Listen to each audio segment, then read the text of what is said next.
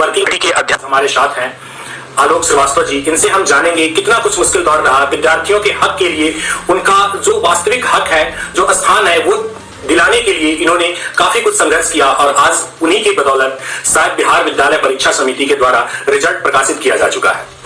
ऐसे में हम बात करेंगे इनसे और जानेंगे कि बहाली प्रक्रिया कब तक पूरी हो सकती है और जो कुछ अभी विद्यार्थियों के रिजल्ट आने बाकी है उस पर भी हम बात करेंगे। तो स्वागत है आपका हमारे चैनल में। आपको भी धन्यवाद और जितने भी आपके दर्शक हैं उन सबको भी मेरा धन्यवाद। आलोक जी, सबसे पहले मैं आपसे ये जानना चाहता हूं कि बिहार स्टेट 2019 की परीक्षा, वैसे तो जनरली देखा जाता है कि बिहार में बेरोजगारी का आलम इतना है कि कोई भी परीक्षाएं जल्दी ली नहीं जाती है और अगर ली भी जाती हैं तो उसके परिणाम आते आते और बहाली होते होते काफी समय लग जाता है। ऐसे में बिहार की शिक्षा व्यवस्था तो और चौपट हो चुकी है। ये जो 2019 की जो बहाली है, अभी तक 2 बार बोर्ड के द्वारा परीक्षा ली जा चुकी है, कितना कुछ मुश्किल दौर रहा अभ्यर्थियों के लिए?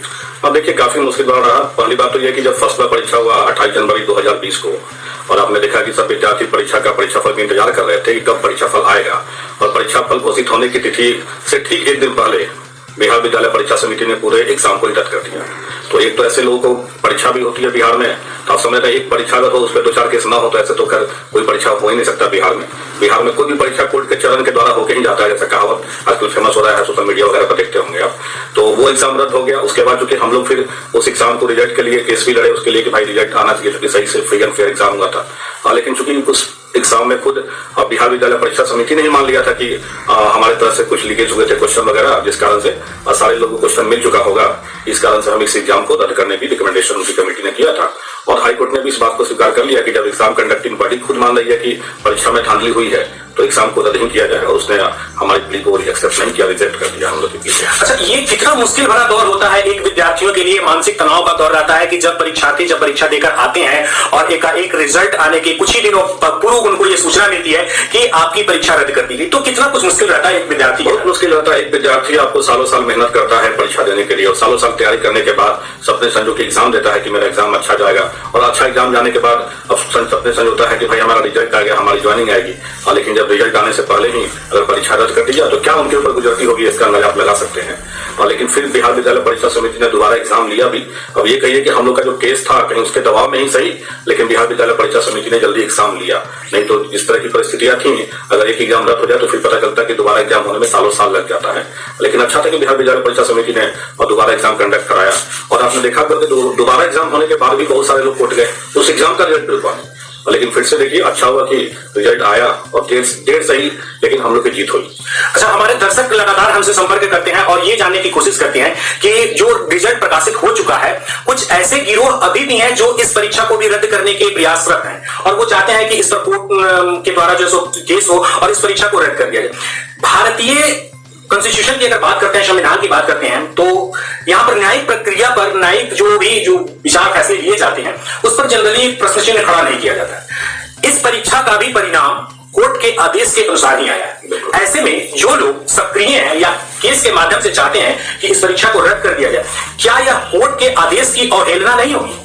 देखिए, बात यहाँ पे ये होती है कि यहाँ पे है ना सिस्टम एक सिस्टम बन गया है कि जिनका एग्जाम खराब गया, जिनका रिजल्ट नहीं आया, वो बस सीधे कोर्ट की धमकी देंगे कि हम कोर्ट जाएंगे, कोर्ट रद्द करवा देंगे। तो ऐसा कुछ नहीं कि कोर्ट डायरेक्ट कोई एग्जाम को रद्द भी कर देती है। बहुत सारी चीजें होती हैं जिनको कोर्ट देखती है और सारी चीजों को ऑब्जर्वेशन करने के बाद ही कोर्ट एग्जाम को रद्द करती है। ऐसा नहीं कि कोई भी आदमी कोर्ट पहुंच जाएगा और कोर्ट जो है वो एग्जाम को रद्द कर देगा। और थोड़ा बहुत हाइंड्रेस हो सकता है, मान लीजिए प्राइमा फेसी कोर्ट को कुछ लगा कि हाँ इसमें कुछ गलत हो रहा है, किसी के हितों का अनदेखी कर रही है सरकार या बिहार कोर्ट, तो उस समय कोर्ट जो है थोड़ा बहुत स्टे वगैरह लगा देती है। लेकिन जब अल्टीमेटली जब पूरी बातों को जब कोर्ट जानेगी, लेकिन जब तक पूरी बातें कोर्ट जान नहीं जाती है तब तक तो कम से कम जो प्रक्रिया है वो रुक जाती है, और जो जेन्युइन स्टूडेंट है उनको तो हैम्पर हो रहा है इसकी वजह से। ये रिजल्ट प्रकाशन होने के बाद इस परीक्षा के बारे में क्या ऐसा कयास लगाया जा रहा है कि इस पर कोई कोर्ट केस फाइल होगा और इस पर फिर रोक लगेगी? और देखिए, इस पे कोर्ट केस तो फाइल होगा ही, ऑब्वियस है कि आप जान ही रहे हैं कि मैंने बताया आपको कि जो लोग भी असफल हो जाते हैं, जब परीक्षा नहीं देते हैं और तब उस समय उनको कोई दिक्कत नहीं है, जब परीक्षा दे देते हैं, परीक्षा अच्छा गया तब तो बहुत अच्छा है, और परीक्षा अगर खराब हो गया तो बस कोर्ट केस की धमकी। और अब तो देखिए कि अब परीक्षा खराब हो गया उसमें भी नहीं, अब है कि अगर मेरा रिजल्ट आ गया तब तो सब सही है, और अगर मेरा रिजल्ट नहीं आया तो सब खराब हो जाएगा। ये ट्रेंड बन गया है विद्यार्थियों में, और इसी ट्रेंड के खिलाफ बिहार स्टेट वर्किंग कमेटी बनाया गया है कि जो लोग इस तरह का रुख अपना रहे हैं उनके खिलाफ हम लोग आवाज अपनी बुलंद करें, और स्टेट अभ्यर्थी अपना आवाज बिहार स्टेट वर्किंग कमेटी के बैनर तले आवाज उठाते हैं। और आगे भी उठाएंगे। कोई भी आदमी जो कोर्ट केस करके चाहेगा कि किसी भी बहाली को डिस्टर्ब करे तो वो हम लोग होने नहीं देंगे। चलिए, परीक्षा के परिणाम आने के बाद हम देखते हैं कि बिहार विश्वविद्यालय जो बिहार परीक्षा समिति है, उस जो पद स्वीकृत किए गए थे शिक्षक बहाली के लिए 37,270 पद स्वीकृत किए गए थे। रिजल्ट काफी कम मात्रा में आए हैं, जिसमें अभ्यर्थी लगभग थे उसमें 1,78,000 के आसपास में लगभग उसमें विद्यार्थी सम्मिलित हुए थे परीक्षा में, लेकिन परिणाम मात्र 24,599 विद्यार्थी ही इसमें उत्तीर्ण हो पाए। हालांकि बोर्ड के द्वारा किस विषय में कितने अभ्यर्थी उत्तीर्ण है इसके बारे में अभी कोई जानकारी नहीं दी गई है। ऐसे में हम ये आपसे जानना चाहेंगे कि इतना कम रेशियो क्यों रहा विद्यार्थियों का उत्तीर्ण होने में? सीट के मुताबिक भी विद्यार्थी इसमें उत्तीर्ण नहीं हो पाए। देखिए, रिजल्ट बहुत कम परसेंटेज आने का बहुत सारा रीजन हो सकता है। पहला बात की एग्जाम कई डिफरेंट शिफ्ट में हुआ और कुछ शिफ्ट में पेपर बहुत ज्यादा टफ था, ये भी एक चीज था। मान लीजिए कि दूसरा कारण ये भी था ऑनलाइन एग्जाम, क्योंकि बहुत सारे लोग ऑनलाइन एग्जाम में उतना अवेयर नहीं रहते हैं, उतना ज्यादा नहीं वो फास्टली काम कर पाते होंगे। क्वेश्चन को बनाना या क्वेश्चन को टिक आउट करना, पढ़ने में ही समय लग जाता होगा। तो जिनको हैबिट है ऑनलाइन एग्जाम का, उनके लिए तो कोई नई चीज नहीं थी, लेकिन जो पहली बार दे रहे थे उनके लिए थोड़ा सा टाइम टेकन था ही। और क्योंकि क्वेश्चन का स्टैंडर्ड काफी अच्छा भी था 28 जनवरी की तुलना में, तो ये सारे रीजन हो सकते हैं। और एग्जाम जो बहुत फ्री एंड फेयर हुआ था, ये सारे रीजन हो सकते हैं रिजल्ट का परसेंटेज कम होने का। एक चीज हमें बताइए कि जिस तरीके से अभी जो परीक्षा फॉर्म जो भरे गए थे, कुछ विद्यार्थियों का कहना है कि उनके परीक्षा फॉर्म में कुछ एरर्स हो चुके हैं, वो माइनॉरिटी वो गलती है या मिस्टेक है, जिसके कारण जो भी उन्होंने जो सूचनाएं जो उसमें भरी हैं वो गलत हो गई है। तो क्या बोर्ड उनको मौका देगी एक बार फिर से सुधार करने के लिए, या फिर बहाली प्रक्रिया में उनको कोई समस्या के द्वारा उनको जो सो डिस्क्वालीफाई करने किया जा सकता है? और देखिए, सबसे पहली बात यह है कि आप एक शिक्षक बनने जा रहे हैं और आप एक फॉर्म भरने जा रहे हैं, तो एटलीस्ट केयरफुल आपको होना चाहिए फॉर्म भरने के समय। चलिए, आप केयरफुल नहीं थे एक बार फॉर्म भरने के समय, बिहार विद्यालय परीक्षा समिति ने कई बार आपको मौका दिया कि आप अपने एडमिट कार्ड में कोई त्रुटियां हैं तो उसको सुधार कर लें, या कुछ और भी अगर जानकारी कोई गलत हुआ है तो आप उसको सही कर लें।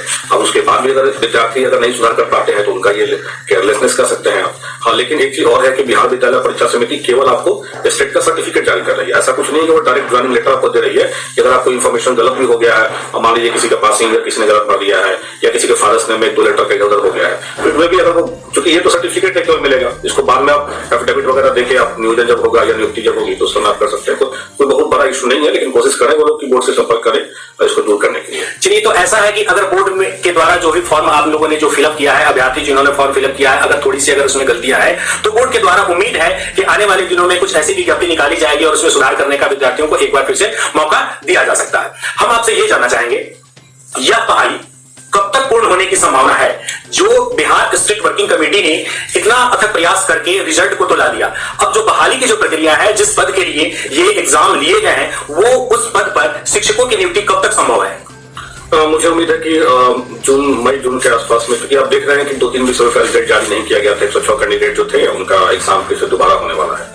तो चूंकि 3 विषय उनकी वजह से डिस्टर्ब है, तो 3 विषय जो आपका साइंस हो गया, आपका फिर से उर्दू है और संस्कृत है, तो मैं समझता हूं कि उनके रिजल्ट आने के बाद ही कुछ प्रक्रिया आगे बढ़ेगी। ऐसे हम लोग प्रयास में है कि प्रक्रिया आगे बढ़े।